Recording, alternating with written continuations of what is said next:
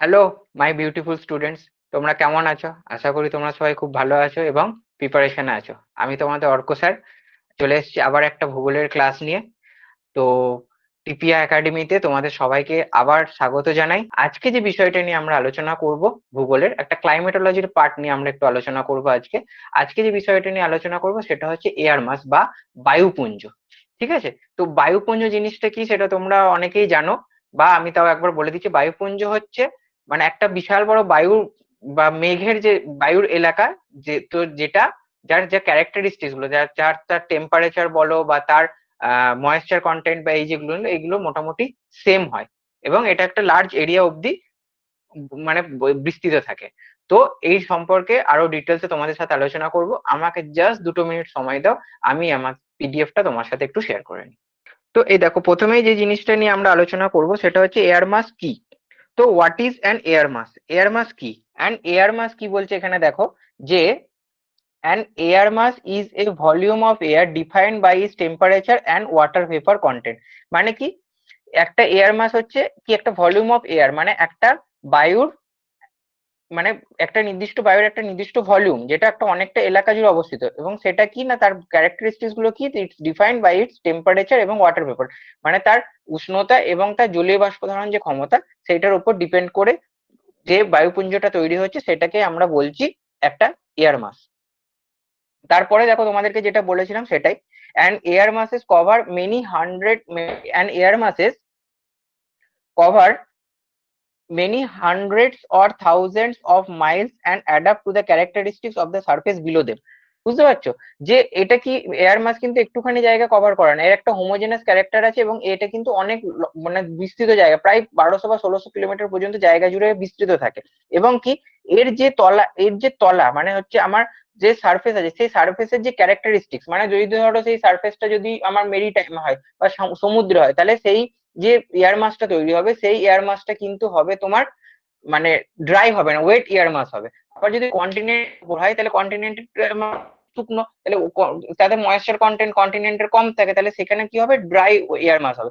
এবার এই air mass যখন ফর্ম করে না, এয়ার মাস ফর্মের জন্য যেটা মেন ক্রাইটেরিয়া লাগে সেটা হচ্ছে যে ল্যান্ড যে সার্ফেসটা আছে, সেই ল্যান্ড সার্ফেস বা ওশিয়ান যে সার্ফেসটা আছে, সেই ওশিয়ান সার্ফেসের যে ক্যারেক্টারিস্টিক্সটা, সেইটা যদি হোমোজেনিয়াস ক্যারেক্টারিস্টিক্স এর হয়, তাহলে কি হয়, এই যে এয়ার মাস আমাদের থাকে, এই এয়ার মাসের যেটা মানে মানে মানে সেই ডেভেলপমেন্টটা প্রপার হয় এবং তার ক্যারেক্টারটা একদম হোমোজেনাস ক্যারেক্টারের হয়।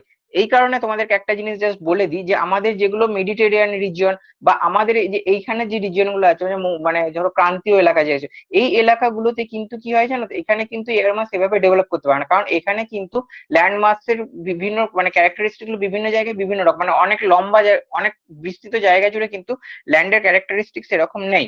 মানে একই রকম ল্যান্ডের ক্যারেক্টারিস্টিক্স আমরা এখানে দেখতে পাওয়া যায় না, পাই না, এবং এখানে ক্লাইমেটিক রিজন গুলো খুব ছোট ছোট ভাগে। সেই কারণে এখানে কিন্তু এয়ার মাস খুব একটা বেশি সেভাবে দেখা যায় না, এবং এটা আমরা যখন আরো পড়বো তখন আস্তে আস্তে আমরা এগুলো সবই দেখতে পাবো। দেখো, আচ্ছা, এবার কি কি বলছে, they are classified according to latitude and their continental or maritime source region. তাই বললাম, এবার এয়ার মাসে যে ক্লাসিফিকেশনটা হয়, ক্লাসিফিকেশনটা কিসের উপর বেস করে, বেসড অন দেয়ার ল্যাটিটিউড, মানে সে কোথায় অবস্থিত সেটা সে কি আমার সে কি আমার নিরক্ষীয় অঞ্চলে অবস্থিত, সে কি আমার পোলার অঞ্চলে অবস্থিত, বা সে কি আমার আর্কটিক অঞ্চলে অবস্থিত, সে কোন অঞ্চলে অবস্থিত, এবং কি তার সে কোথায় অবস্থিত, সে কন্টিনেন্টের উপর না মেরিটাইমের উপরে। এবার কি হয়, একটা এয়ার মাস যে জায়গা তার যে যে মানে যে ল্যান্ড মাসের ওপর বা যে মেরিটাইম ফিচারের ওপরে তার ক্যারেক্টারি মানে ডেভেলপ করে, এবং এবং সেই যে ল্যান্ড মাসের যে ক্যারেক্টার, সেই ল্যান্ড মাসের ক্যারেক্টারের উপর ভিত্তি করে সেই এয়ার মাসের মানে টেম্পারেচার বলো বা ময়েশ্চার কন্টেন্ট বা যে ক্যারেক্টারিস্টিক গুলো তৈরি হয়। এই যে ল্যান্ড মাস যেখান থেকে এয়ার মাসটা জন্ম হচ্ছে, সেই বা মেরিটাইম মানে সমুদ্রের তল, যে ধরো তোমার মানে সমুদ্রতল অথবা তোমার যে স্থলভাগ, এই স্থলভাগের যে ক্যারেক্টারিস্টিক বা এই স্থলভাগের যে বৈশিষ্ট্য, তার উপর ভিত্তি করেই কিন্তু সেই এয়ার মাসের মানে বৈশিষ্ট্যগুলো তৈরি হয়।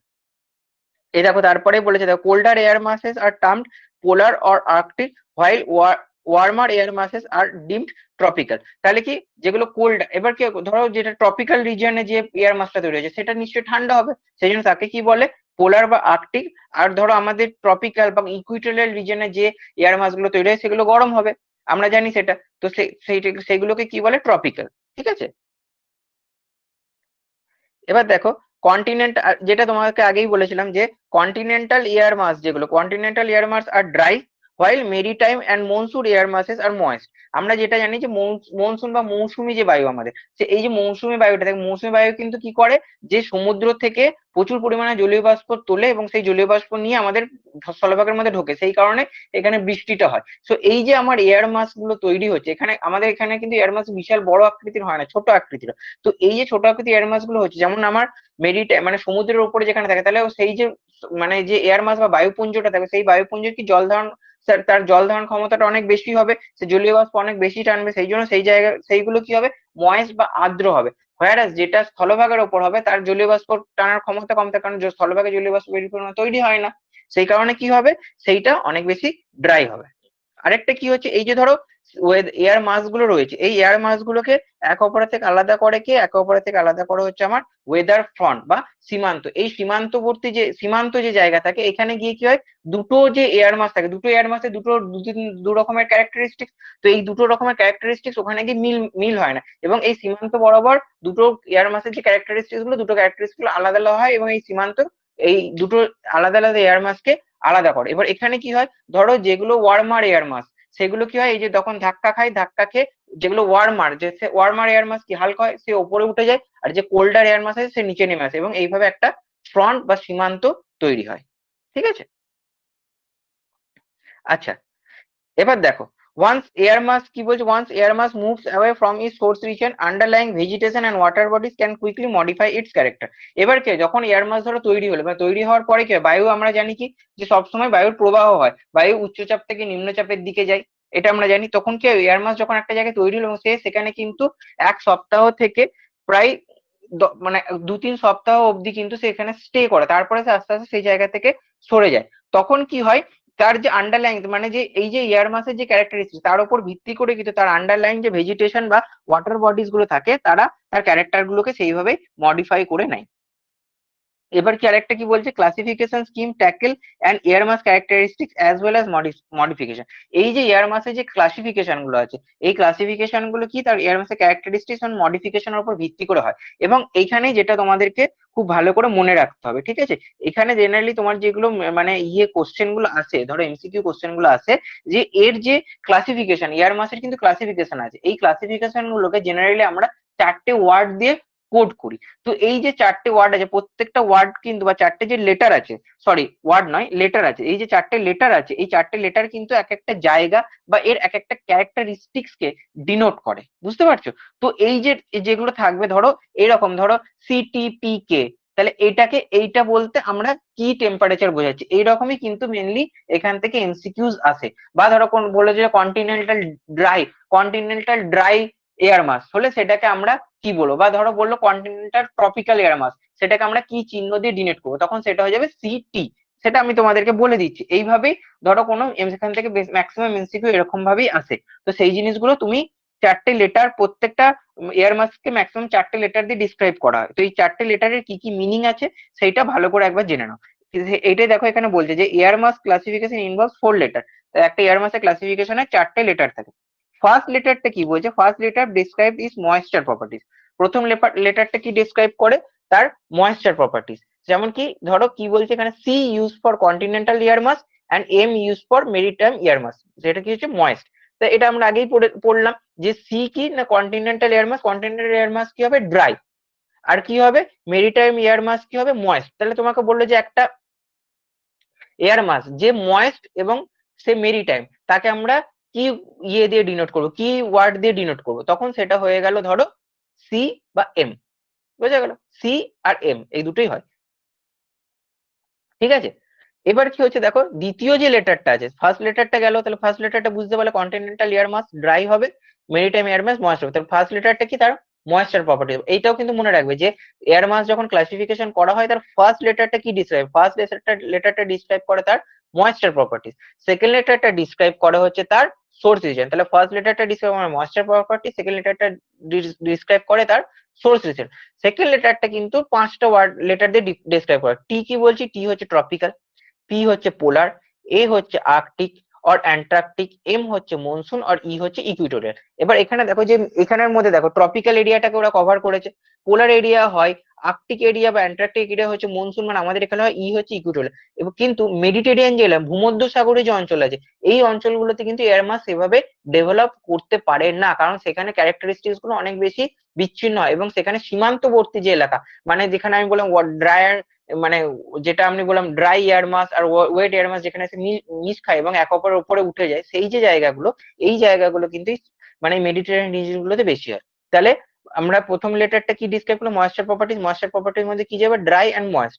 তারপরে কি আসবে, সেকেন্ড লেটার ডিসক্রাইব করে তার সোর্স রিজন, সোর্স রিজন কি কি হয়, T for tropical, P for polar, A for arctic, M for monsoon আর ই ফর ইকুইটোরিয়াল।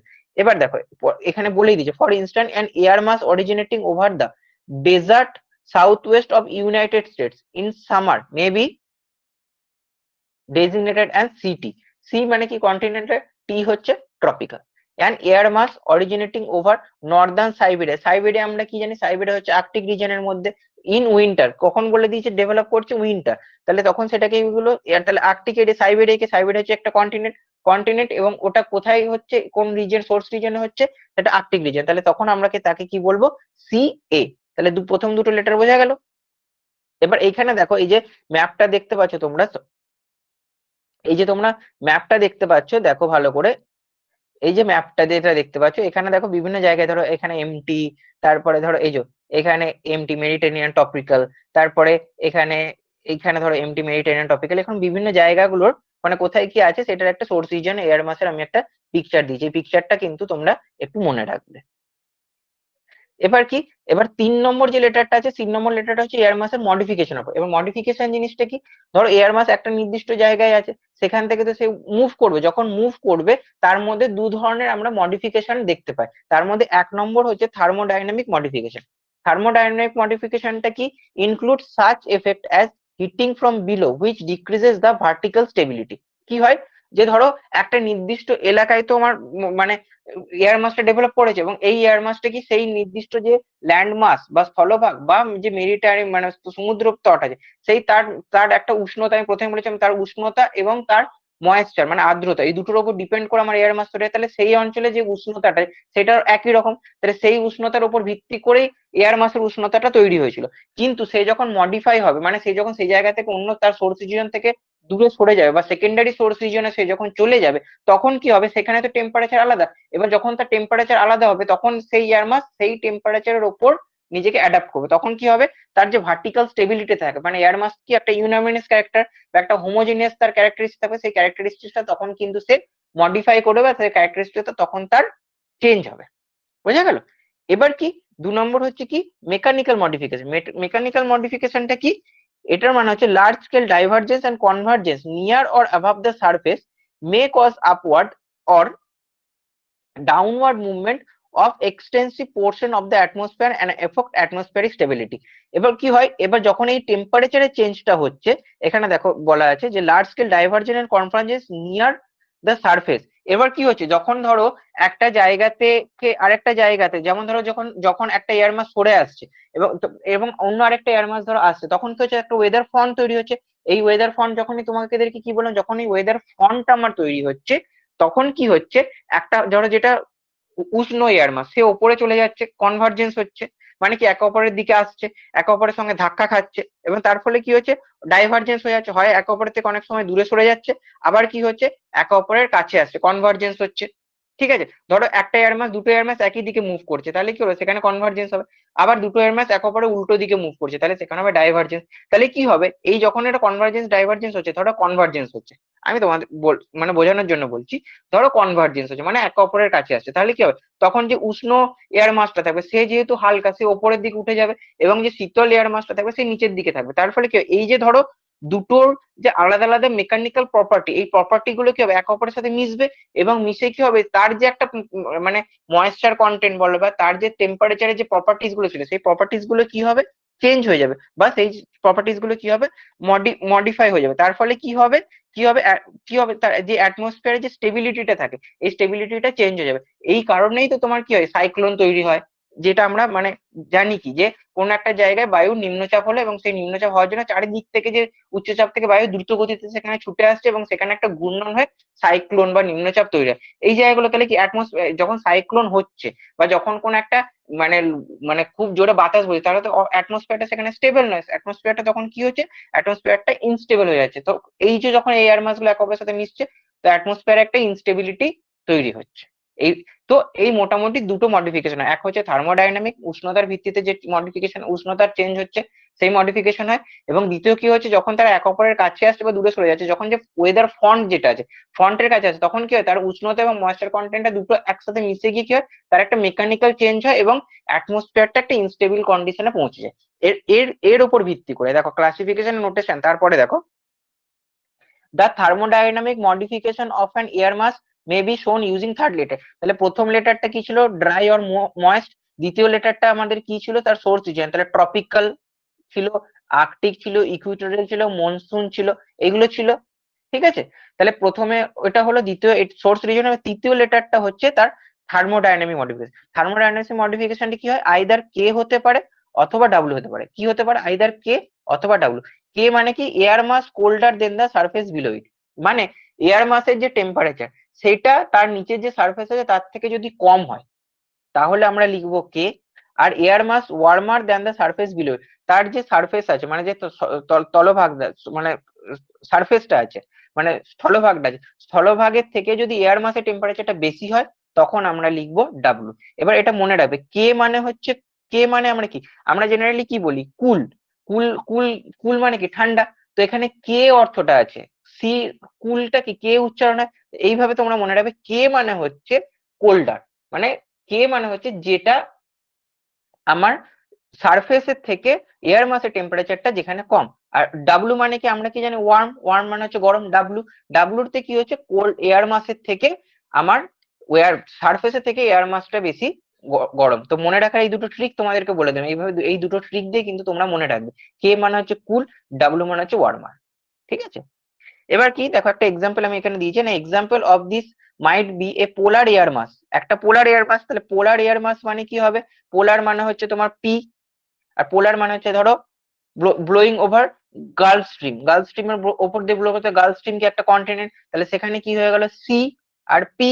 এবার কি কে কি, ধরো এটা কি বলেছে পোলার এয়ার মাস, পোলার এয়ার মাস মানে আমরা কি জানি সে ঠান্ডা হবে, কোল্ডার হবে, তাহলে এয়ার মাস কোল্ডার মানে কি কে, তাহলে তাহলে এখানে দেখো হয়ে গেল সি পি কে। বুঝতে পারছো কিভাবে 3 নম্বর মানে লেটারটা তোমরা পরীক্ষার সময় যদি তোমাদেরকে এরকম কোশ্চেনও দেয় যে ধরো কোন লেটারটা হবে, তখন কিন্তু তুমি খুব ভালো করে যদি লেখাটা পড়ো বা খুব ভালো করে যদি ফর্মুলাটা মনে রাখো যে ফার্স্ট লেটারটা কি থেকে ডিনোট হয়, সেকেন্ড লেটারটা কি থেকে ডিনোট হয়, থার্ড লেটারটা কি থেকে ডিনোট হয়, তুমি কিন্তু ইজিলি এই কোশ্চেনটা কিন্তু অড ওয়ান আউট করে বা অপশন গুলোকে আউট করে কিন্তু তুমি ইজিলি এই কোশ্চেন গুলো কিন্তু করে দিতে পারবে। এটা তোমাদের আরেকবার বলেছি দেখো, পোলার এয়ার মাস, পোলার এয়ার মাস মানে কি, সেটা পি, সেকেন্ড লেটার পি হবে। Blowing over Gulf Stream, Gulf stream মানে কি, গালফ স্ট্রিমে তোমার হচ্ছে ধরো সেটা একটা কন্টিনেন্ট, তাহলে গালফ স্ট্রিম এর যে কন্টিনেন্ট পোর্শনটা আছে তাহলে কন্টিনেন্ট মানে সেটা সি, সি হয়ে গেল, পি হয়ে গেল। এবার এটাকে কি বলছে, এটা পোলার এয়ার মাস, পোলার এয়ার মাস মানে কি সে পোল্ডার হবে, তাহলে হয়ে গেল কে, সিপি কে। এবং কি তারপর 2 নম্বর যেটা আসছে সেটা হচ্ছে যে mechanical modification of an air mass may be shown using the fourth letter. তাহলে 3 নম্বর লেটার হয়ে গেল থার্মোডাইনামিক মডিফিকেশন, 4 নম্বর লেটার হয়ে গেল কি না মেকানিক্যাল মডিফিকেশন। মেকানিক্যাল মডিফিকেশনে আইদার হবে এস অথবা ইউ। এস হচ্ছে স্টেবল অ্যালফট, মানে মানে ধরো দুটো এয়ার মাস একে অপরের কাছে এসছে এবং একে অপরের কাছে এসে যে অ্যাটমসফিয়ারিং যেটা ইনস্টেবিলিটি তৈরি হয়েছে সেটা হওয়ার পরে এয়ার মাস তার মডিফিকেশন করে নিয়েছে, এবং মডিফিকেশন করে সে আবার স্টেবল কন্ডিশনে চলে এসেছে, তখন সেটাকে আমরা বলবো এস। কিন্তু যদি সেটা আনস্টেবল কন্ডিশনে থেকে থাকে তখন সেটাকে আমরা বলবো ইউ। ঠিক আছে, তাহলে ফার্স্ট লেটার তোমার ডিনোট করছে কি বলে দিলাম, সেকেন্ড লেটার কি ডিনোট করছে, ফার্স্ট লেটার ডিনোট করছে ড্রাই অর ইয়ে ড্রাই এবং ময়েস্ট, সেকেন্ড লেটার ডিনোট করছে source reason, third letter denote করছে থার্মোডাইনামিক মডিফিকেশন সেখানে কে অর ডাব্লু, আর একটা তোমার হচ্ছে মেকানিক্যাল মডিফিকেশন ফোর্থ লেটার সেখানে এস অর ইউ। তাহলে সি টি সি এম, তারপরে এগুলো বাকিগুলো। ঠিক আছে, এবার দেখো আমি এটাকে তোমাদেরকে বোঝার জন্য দেখো সুন্দর করে একটা চার্ট করে দিয়েছি। প্রথমে কি হচ্ছে ধরো পোলার, তাহলে পোলারের মধ্যে এখানে কি আসছে দেখো, দেখো পোলার, প্রথমে হচ্ছে পোলার, তাহলে এখানে সি পি, আর একটা কিছু এমপি, তাহলে কন্টিনেন্টাল পোলার, মেডিটারিয়ান পোলার। এবার এটা কি হচ্ছে সিপিকে কন্টিনেন্টাল পোলার, কিন্তু কে মানে কি যে আমার কোল্ড মানে যে এয়ার মাসের যে temperature, air mass is colder than the surface. এবার আরেকটা কি সিপিডব্লিউ কন্টিনেন্টাল পোলার, কিন্তু কি এয়ার মাস যেটা আমার আছে air mass is warmer than the surface below it. আবার ঠিক একইভাবে এমপিকে এমপিডব্লিউ মেরিটাইম একই ব্যাপার। এবার কি সিপিকেএস, সিপিকেএস মানে কি কন্টিনেন্টাল পোলার, যেটা হচ্ছে তোমার কোল্ডার এবং সেটা কি স্টেবল। সিপিকেইউ এটা কি কন্টিনেন্টাল, সেটা কোল্ডার কিন্তু এটা কি আনস্টেবল। সেম ভাবে সিপিডব্লিউএস মানে হচ্ছে কন্টিনেন্টাল পোলার কিন্তু সেটা হচ্ছে ওয়ার্মার কিন্তু স্টেবল, কন্টিনেন্টাল পোলার ওয়ার্মার নন আনস্টেবল, মেরিটাইম পোলার কোল্ডার আনস্টেবল। বুঝতে পারছো, এইভাবে প্রত্যেকটা জিনিস এখানে বলা আছে। মেরিটাইম পোলার তোমার হচ্ছে মানে কে, তারপর হচ্ছে ইউ মানে আনস্টেবল। বুঝা গেল? এবার দেখো পোলার পোলার বলে দিলাম। এবার টি হচ্ছে ধরো এটা টি, টি মানে হচ্ছে তোমার কি ট্রপিক্যাল। ট্রপিক্যাল কি হতে পারে কন্টিনেন্টাল ট্রপিক্যাল মেরিটাইম ট্রপিক্যাল।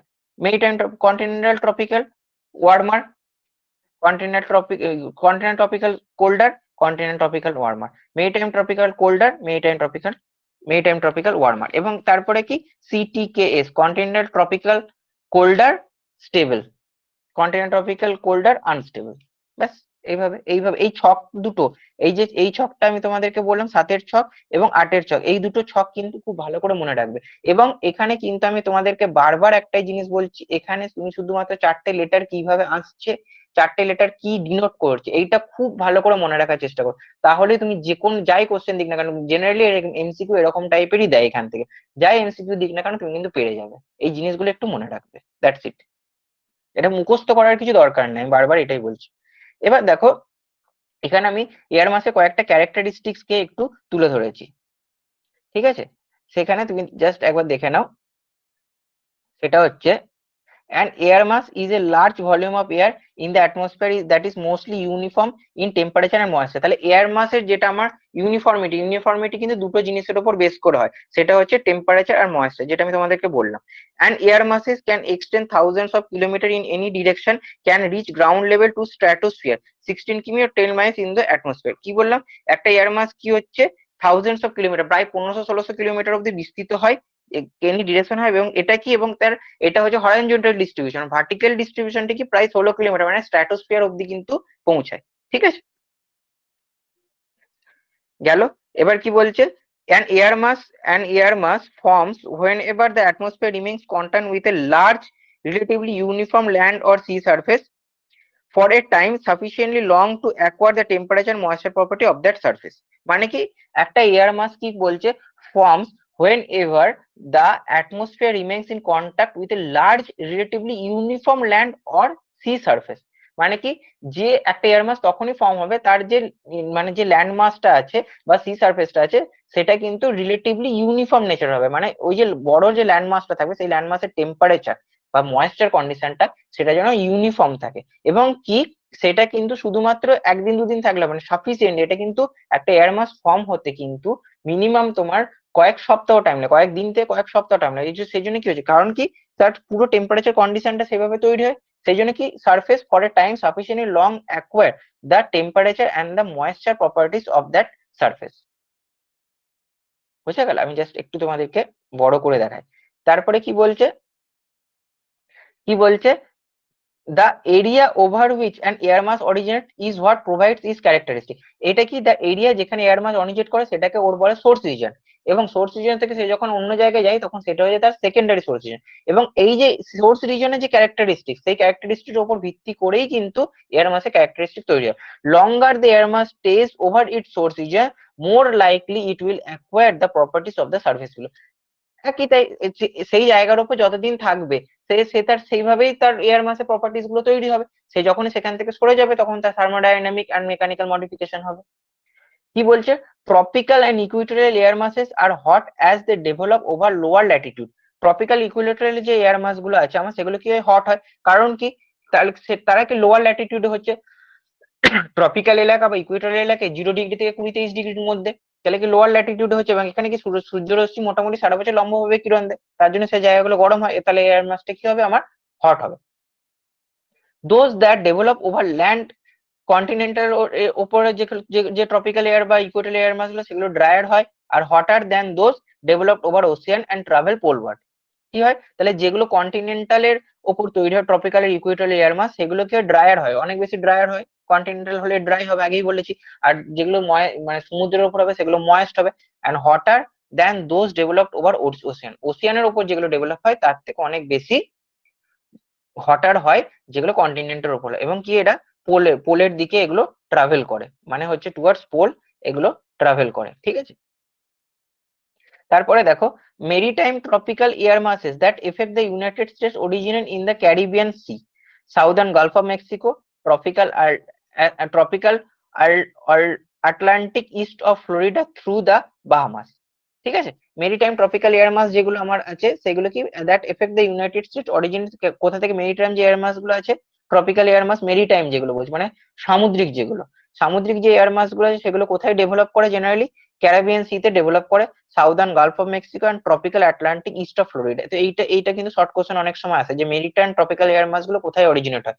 তাহলে অরিজিনেট হয় কোথায়, ক্যারিবিয়ান সিতে, সাউদার্ন গালফ অফ মেক্সিকোতে and tropical Atlantic east of Florida. ঠিক আছে, থ্রু বাহামাসের মধ্যে ওখান থেকে এগুলো তৈরি হয়। আরেকটা মনে রাখবে যে কোন ইয়ার মাস ময়েস্ট আর আনস্টেবল হয়, সেটা হচ্ছে আমার মনসুন ইয়ার মাস। মনসুন ইয়ার মাস ময়েস্ট আর আনস্টেবল, কারণ কি আমার যে মনসুন যে ইয়ার মাস মানে আমাদের যে মৌসুমী বায়ু যে প্রবাহিত হয় তার যে ইয়ার মাসটা, সেই ইয়ার মাস আমি তোমাদেরকে আগেই বলেছি সেটা কি হয়, সেটা সমুদ্র থেকে প্রচুর পরিমাণে জলীয় বাষ্প নিয়ে আমাদের এখানে আসে, এবং যখন আমাদের স্থলভাগের মধ্যেও প্রবেশ করে তখন যে স্থলভাগ ওয়ার্মার থাকে, তো তার ফলে কি হয় সেখানে প্রচুর পরিমাণে বৃষ্টিপাত হয়। এই যে জিনিসগুলো যে ঘটনাটা হচ্ছে, তাহলে ট্রপিক যে মনসুন ইয়ার মাসটা আসছে সে তো সমুদ্র থেকে প্রচুর পরিমাণে জলীয় বাষ্প নিয়ে আসছে, তাহলে সে কি হবে, ময়েস্ট হবে। এবং কি, যেহেতু সে মনসুন আমাদের খুব কম সময়ের জন্য থাকে, এবং যখন সে আমাদের ল্যান্ডের মধ্যে প্রবেশ করে, ল্যান্ড প্রচুর পরিমাণে হট থাকে, তার ফলে কি হয়, কোল্ডার কোল্ডার তোমার সমুদ্র থেকে যখন ময়েস্ট এয়ারটা আসছে এবং আমাদের এখানে ড্রাই এয়ার, সেটা একটা মিশছে, এবং মিশে কি হচ্ছে, একটা আনস্টেবিলিটি তৈরি হচ্ছে, আনস্টেবল অ্যালফট ইউ। ঠিক আছে, সেই জন্য মনসুন এয়ার মাস কি হয়, আমাদের ময়েস্ট হয় এবং আনস্টেবল হয়। এবার দেখো কি বলছে, continental polar air masses are air masses that are cold and dry due to their continental sources. তাহলে পোলার যে এয়ার মাস আছে, পোলার এয়ার মাস মানে হচ্ছে আমাদের কি না, পোলার এরিয়া মানে হচ্ছে বরফ থাকবে, তাহলে সেখানে কোল্ড হবে এবং ড্রাই হবে, ওয়েদার ড্রাই থাকে। Continental polar air mass that effect North America from over interior Canada. Continental air মাসটা কোথায় থাকে, নর্থ আমেরিকায়। ফর্ম কন্টিনেন্টাল এয়ার মাস যেটা নর্থ আমেরিকার কন্টিনেন্টে, সেটা কোথায় তৈরি হয় না, ক্যানাডাতে তৈরি হয়। এটাও কিন্তু শর্ট কোশ্চেন আছে, মনে রাখবে। তারপরে কি বলছে, ক্যারেক্টারিস্টিক্স এর মধ্যে কন্টিনেন্টাল ট্রপিক্যাল এয়ার মাস, তাহলে কি বলছে, কন্টিনেন্টাল যেটা আমার tropical air mass, that are type of tropical air produced over large areas of land and typically origin low land latitude desert such as Sahara Desert in Africa, which is the major source of these air masses. তাহলে continental tropical যে air mass, continental tropical air mass, continental tropical air মাসে source রিজিয়নটা কি, continental tropical air মাসে source region হচ্ছে আমার Sahara desert, which is the major source of these air masses. তো continental air মাসের সোর্স রিজন কে, আমার সাহারা ডেজার্ট। ঠিক আছে, আদার, এবং ওটা বাদ দিয়ে আদার less sources producing CT air masses are the Arabian Peninsula, the central or semi-arid part of Australia and desert line in the southwestern United States. এইটা কিন্তু মনে রাখবে, এটা কিন্তু অনেক সময় শর্ট কোশ্চেন আর মানে এমসিকিউ প্রায় আছে এটা, যে continental tropical air mass, continental tropical air মাসের সোর্স রিজন কোথায়, কন্টিনেন্টাল ট্রপিক্যাল এয়ার মাসের মেইন যে সোর্স রিজন সেটা হচ্ছে সাহারা ডেজার্ট, আফ্রিকা। ঠিক আছে, এবার কি কন্টিনেন্টাল যেটা কন্টিনেন্টাল ট্রপিক্যাল এয়ার মাস কি হয়, are extremely hot and dry. Continental tropical air mass কি হয়, এক্সট্রিমলি হট হয়, ড্রাই হয়, কারণ কি এরা কি হচ্ছে ট্রপিক্যাল। ঠিক আছে, আমাদের ক্রান্তীয় অঞ্চলে এর জন্ম, এবং কি এরা যেহেতু কন্টিনেন্টের ওপর যেগুলো হবে সেগুলো ড্রাই হবে, সেটা তোমাকে বলেই দিচ্ছি কেন হবে। ঠিক আছে, এবার কি বলছে যে